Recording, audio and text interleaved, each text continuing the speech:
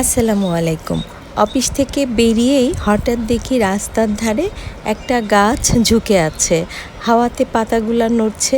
আমি একটু থেমে সেই পাতার সাথে খেললাম। প্রকৃতির এই ছোট মুহূর্তগুলোই কত শান্তি দেয়।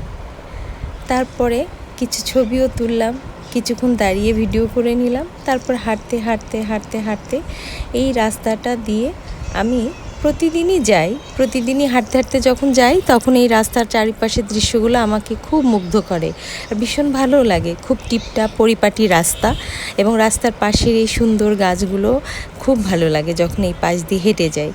তো এভাবে হাঁটতে হাঁটতে রেল লাইনে উঠে পড়ি। রেল লাইনটা পার হই। তো রেল লাইন পার হলাম।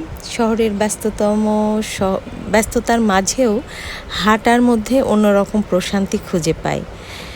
একটা পথ পেরিয়ে আর একটা পথে উঠে আসা যেন জীবনেরই প্রতিচ্ছবি। এত সুন্দর এই রাস্তাটা দেখলেও ভালো লাগে, মনে হয় যেন বাংলাদেশে নাই, আমি বাংলাদেশের বাইরে কোনো একটা দেশে আমি হাঁটছি।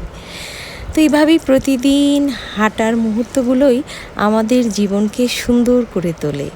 স্বপ্ন নিয়ে এগিয়ে চলার পথে ছোট ছোট শান্তির সময়গুলোই আসল প্রেরণা হয়ে দাঁড়ায়। সবাইকে ধন্যবাদ। আল্লাহ হাফেজ।